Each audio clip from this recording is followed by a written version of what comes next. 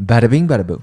Realtors, they're going to go on and on about the area. They're going to tell you about the school district, if there's nearby parks that you can walk to. They're going to tell you all of this, but they're not going to tell you about the Karen situation. And in this little suburban town just off the side from Hong Kong, the neighbors, they prided themselves in being Karens. Their neighborhood was right next to this very popular hiking trail, and people would just park their cars illegally throughout the neighborhood.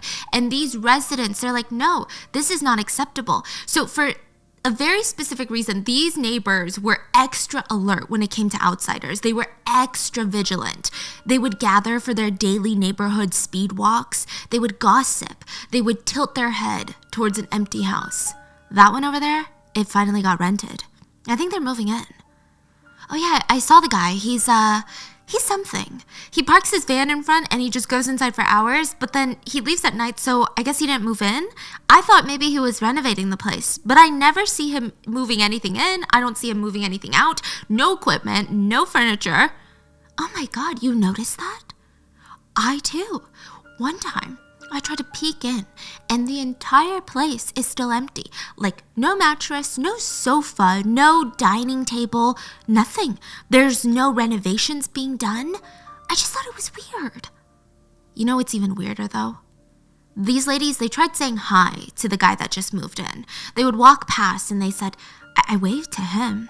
Yeah, I was with my family and I waved. And it's so obvious he's avoiding me. It's like he won't even make eye contact with me. He just has this expression on his face that feels cold. There's like nothing behind his eyes. He just keeps smoking his cigarettes. The neighbors shared nervous glances with each other. And as the days went on, the new neighbor started to act even stranger. They started covering all of their windows with these black cloths, as if they didn't want anybody to look inside. They covered the front door with a black cloth, so if they were to open the front door and walk out, you wouldn't even be able to glimpse in because there's like this curtain hanging. So open the door, you just see a black curtain? Exactly. It's like they're hiding something. I mean, that's not even convenient. I'm sure each neighbor had their own little conspiracy.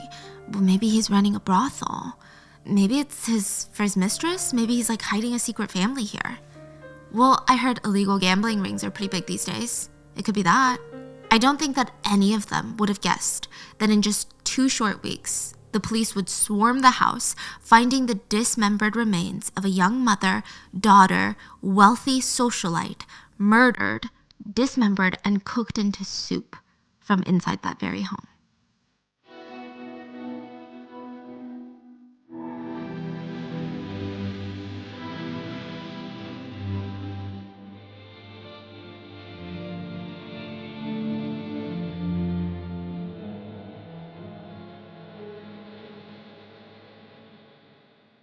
Welcome to this week's mini-sode of Rotten Mango. As you guys know, we're doing mini-sode visuals now, so if you guys are watching the video on YouTube or Spotify, hello. I actually had a completely different video on a separate case for today's upload, but I was reading the comments, I was reading emails, DMs, and I was getting so many requests to cover the dismemberment case of Abby Choi. I looked online, I didn't see many people covering it in like one compiled video. Maybe it's because it's so new. There's constant new developments. I've tried to gather all the credible information that I could find. This case is interesting because now I think, like a lot of ongoing cases, it's starting to head into like this weird conspiracy theory territory. So I try to gather all the credible information that's been released, combine it in this one video. But like I said, there's going to be so many more new developments. And if need be, we can always do an update. This is just what we know so far. And if you guys are watching the video, I have a white patch on my hand. It is, it's like a eucalyptus patch for my allergies, so you don't hear me heavy breathing into the mic. So with that being said, show notes are listed at rottenmangopodcast.com, and let's get into it. I know it might not seem like it if you've been following this case, but it starts with Cal Kwong. I know, you're like, who? I was hearing the names Abby and Alex. Who's Cal? Cal Kwong was finding it very hard to find a job. Every time he found a job, he would mess it up or he would get fired. I mean, nothing seemed to stick. He wished that he could have his old job back. It was hard, but at least it was fun. It was his favorite job that he's ever had in his entire life, looking back. Cal Kwong used to be a sheriff for a police department. It gave him like a sense of duty, a sense of fulfillment, an immense sense of power, if I'm being honest. And in 2005, all of that came crumbling down, just disintegrated. A girl walked into the police station to report a crime. She was the victim. Sheriff Kwong tried to comfort her, walk through the process of this is what's going to happen next. We're going to look for the perpetrators. We need your statements. This is what we need. He was just a really caring police officer. The girl found herself opening up to him in ways that she didn't think that she would. I mean, she had a completely different vision of what was going to happen. She thought none of the police were going to care. She thought the sheriff was going to be like, get out of here. We don't care about this nonsense. They wouldn't take her seriously. That's what she thought. I mean, can you blame her? But Sheriff Kwong he was different. He listened. He was so patient with her. He made sure that she was comfortable and that she trusted him. And after such a horrific crime, after being victimized, she starts feeling hope. Like, okay, maybe there are good people out there. So one day she gets a knock on her door, 2 a.m. She wasn't that startled to see Sheriff Kwong outside. Police work all hours of the day, okay? They don't just work 9 to 5. Maybe there was a breakthrough in her case. Maybe there was urgent news he needed to tell her about. She lets him in at 2 a.m. And Sheriff Kwong, the man who pledged to protect, his duty was to serve, the one that she had vulnerably trusted and opened up to about what had happened to her, what she had to endure, how she was traumatized, he allegedly raped her. This part of the research I didn't even... Because just think about the sheriff taking advantage, allegedly, but taking advantage of a victim's trust and then again to re-victimize them in the safety of their own home after you gain their trust as a police officer in uniform. Was he charged? He wasn't charged. So that's why I have to say allegedly, but a lot of sources can confirm it, but he wasn't charged. He was let go as a sheriff.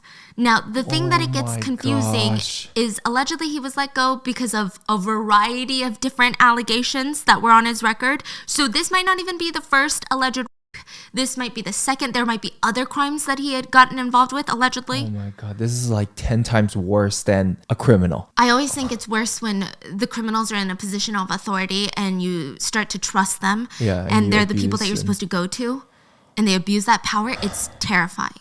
So in 2005, Sheriff Kwong was not arrested, not charged, but he was let go from his job as a sheriff. Now it seems like money is hard to come by.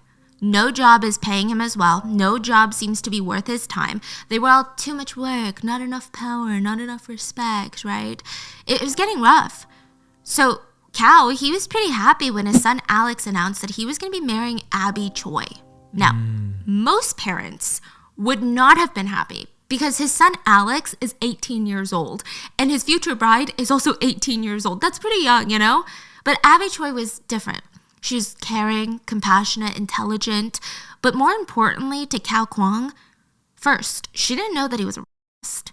And secondly, her parents were multi-millionaires. Like this was his ticket to sit at the table of Hong Kong's elite and nothing was going to stop him. You're like, okay, who's Abby?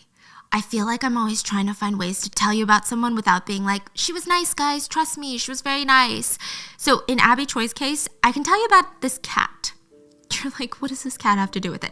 This cat originally didn't even have a name.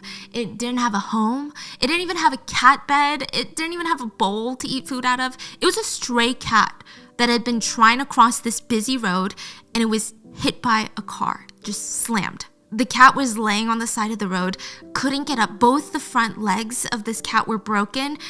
The cat couldn't move. The cat couldn't even meow for help. I mean, it just one swerve from another car and that cat would have just been squashed. But somehow the stars aligned and a passerby spotted the cat. They're like, okay, I gotta rush this cat to some sort of hospital. They rush it to a local nonprofit organization for stray animals. And now, a lot of nonprofit organizations might not have been able to help this cat. This cat was severely injured. The cost to help her recover, when it wasn't even clear that she would survive the surgery, that she would even be able to recover. I mean, nonprofits don't have unlimited funds, and it seems like there's unlimited animals that they need to help. But this nonprofit was funded by Hong Kong wealthy socialite Abby Choi, and she was the type that was like, I don't give up on any cats. So this tiny little black cat was named Chicha, which means car in Mandarin. And after surgery on they both... named it after the car? Oh my gosh. And the cat like looks so full of life. Like this little clip, the cat is kind of sassy looking. And after surgery on both front legs and getting pain meds and being fed, Cha-Cha is on the road to recovery, literally on the road to recovery. And that is the type of person that Abby Choi was. And I think that's like the best way to describe her, because if I were to start with her background, a lot of it is so privileged. Her parents are wealthy. They're really, really rich, and the lifestyle that she lives is definitely comparable to like a Nepo baby, it feels like. But it's hard to hate her. It's hard to find fault in her. She just seems so damn nice and so genuine. So a little bit about her. Abby Choi was born to a wealthy Hong Kong businessman. Her dad was incredibly successful, or is incredibly successful. He took care of his wife and 3 daughters really, really well. Like, think top socialite family in Hong Kong. Going to charity galas, being invited to front row seats at Dior shows, Chanel shows. I mean, even Abby's Instagram is filled with her attending like these big, big fashion shows, being on the cover of these fashion magazines. And as I was scrolling through her Instagram, and she posts frequently, the one interesting word that kept popping up in my head while I was scrolling was, she kind of reminds me of a fairy.